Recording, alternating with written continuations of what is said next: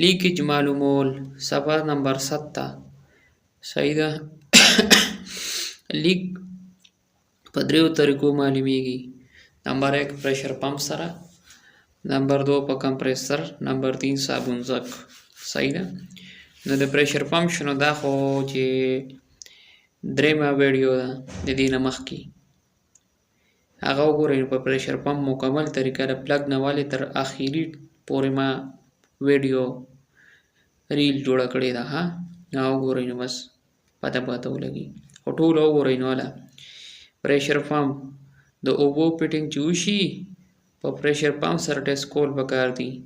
د لیک به پته ولګي او په پریشر پمپ تفصیل خبرې شوي دي په بله صفحه نمبر 8 باندې. ښه بیا به په هغې باندې خبرې وکړو. وګورئ پریشر پمپ صفحه نمبر 8 باندې خبرې دي. ښه جي دویم نمبر د ګیس لاین.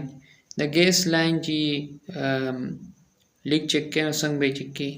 په کمپریسر سره چک کول پکار دي. اوبو سره نه بیا مسله جوړوي. ښه ځکه اوبه دغه کې پاتې شي نو مسله جوړوي. کله چې پریشر ورکړي او ګیج مسله کوي نو بیا به زګ جوړ کړي او پوینټ به ټول چک کړي. لکه ډېر فټینګونه چې دي نو د پوینټ نه دغه کوي مسله کوي. کمزوري فټینګ زیات تر د پوینټ نه مسله کوي. نوټ د ګیس لاین علاوه پریشر کم ورکوي 4 یا 5 بار. گیس پریشر کم وي لیکن اعلی کوالټي والا 5 او فټینګ به استعمالوي. صحیح ده. کله چې ګیس آن وي نو لیک په د صابون په زګ چک کوي. ټیک ده. دا یو څو خبر شي لیک په دې درو طریقو معلومیږي. پریشر پمپ په دې باندې اوبه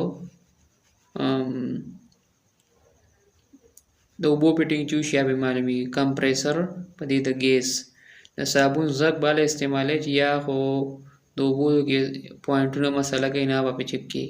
او یا چې ګیس آن یو چېرته ته وایې چې کوم پوینټ نه لیک دی ټي لیک دی.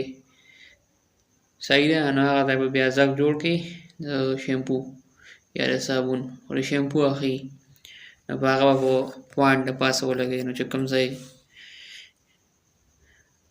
لیکي نه به خپله معلوم شي. صحیح ده. ډېر خلک یې په تیلي معلوموي خو عادي په کار. ټیک ده.